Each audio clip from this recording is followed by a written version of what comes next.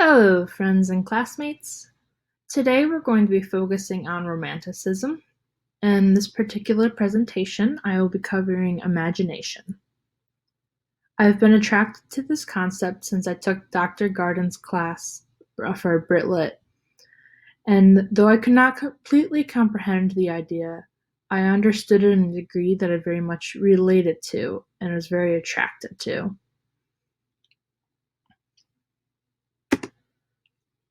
Romanticism is defined as an artistic and intellectual movement taking place in Europe from the end of the 18th century to mid-19th century.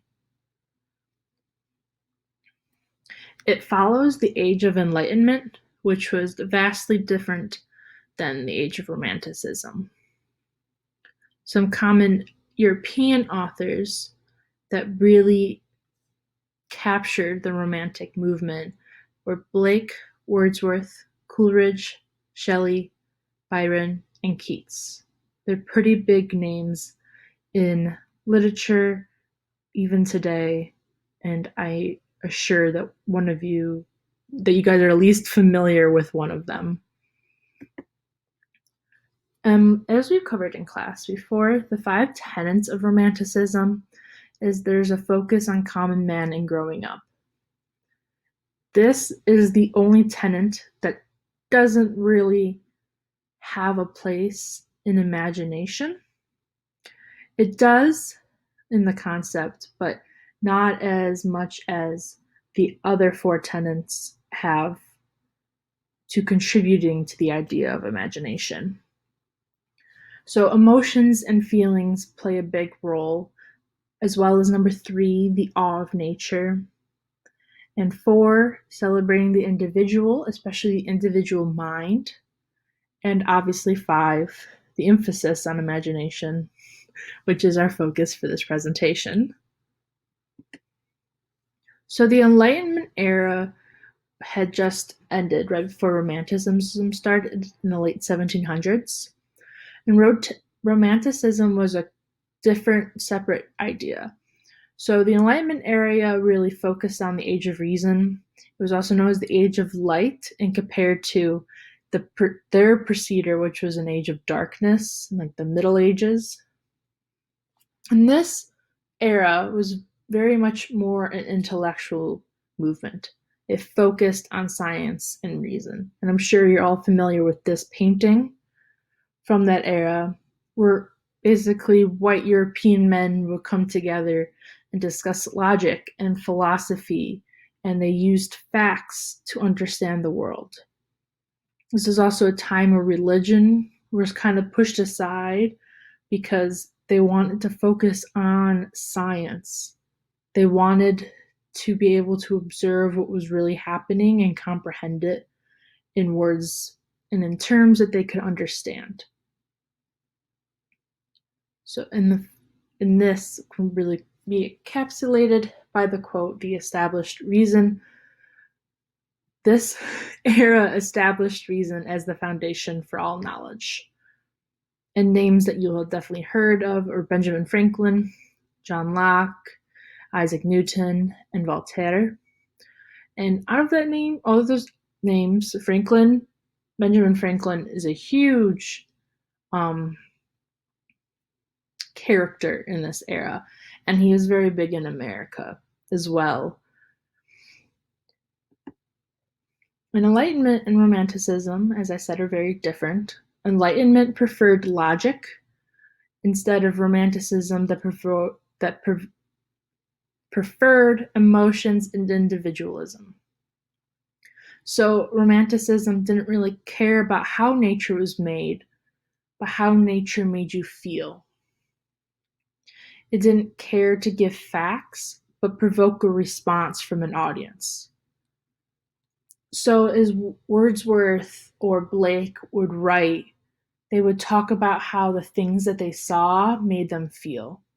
And oftentimes they would use their imagination to explain what they saw. And so Enlightenment was more focused on patterns and structure. So it makes me think of like chemistry and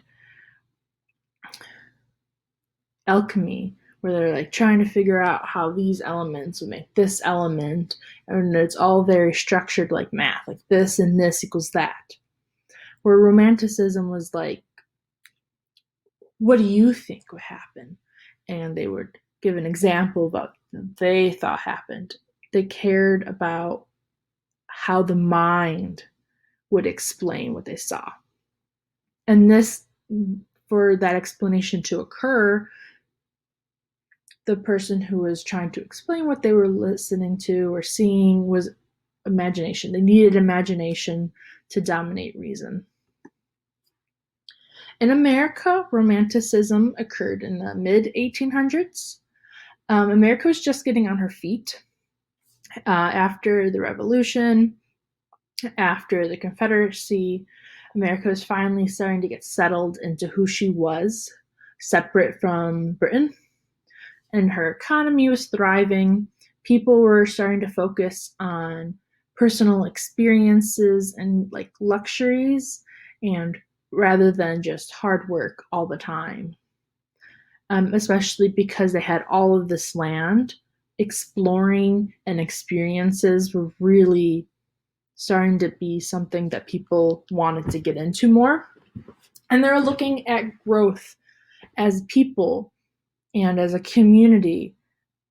And the individualism factor really comes in here, where people weren't always just focused on what the community thought, but people were starting to think of for themselves in America. And in Britain and other European countries, people are more focused on what was happening inside. Some great American writers in this era were Melville, Emerson, Hawthorne, and Whitman, all the great guys that we already read about in class. Now, imagination, which is the main point of this video, is essentially replacing reason. It is having a power to explain reality. It's not just to make sense of the world, but also to add to the world. So instead of just explaining what you saw, it was also the ability to create new things, to create new concepts and ideas. Imagination's mostly served in either creating, literally, or justifying things. And in the justification aspect of it, it was linked the human mind to the natural world. So they were unified, they were one, and they were like coming up with great ideas together, kind of like nature had a spirit sort of thing. In the creation aspect, this is really comparative to God. People saw imagination and creating as a divine aspect to them. This is also where Christianity comes into play, where the Christian God is a creator who created humans to create.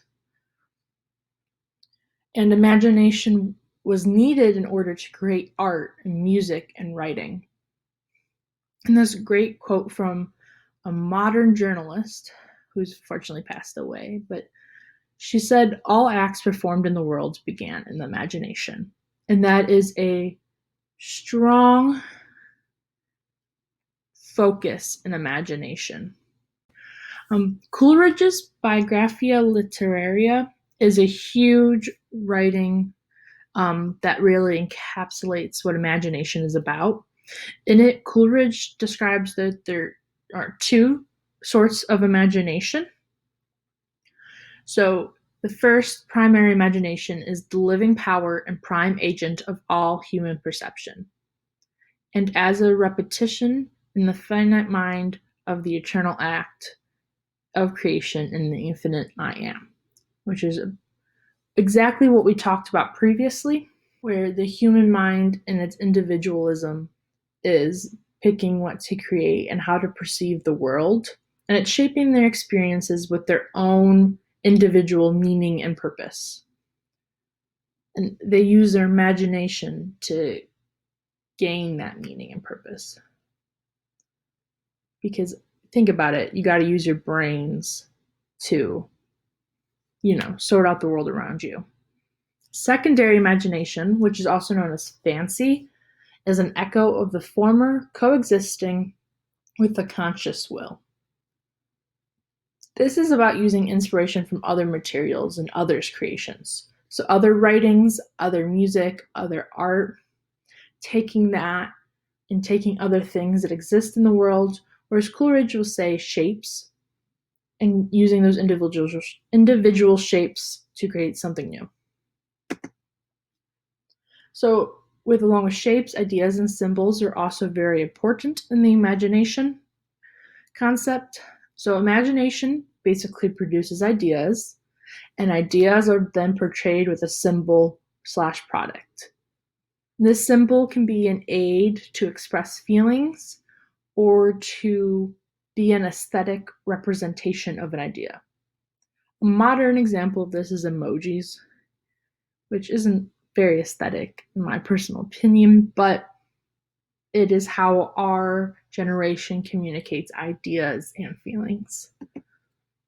So essentially, imagination is a tool to explain the world and create within the world, and it's part of our image that was made in God, that we were made by a creator to create.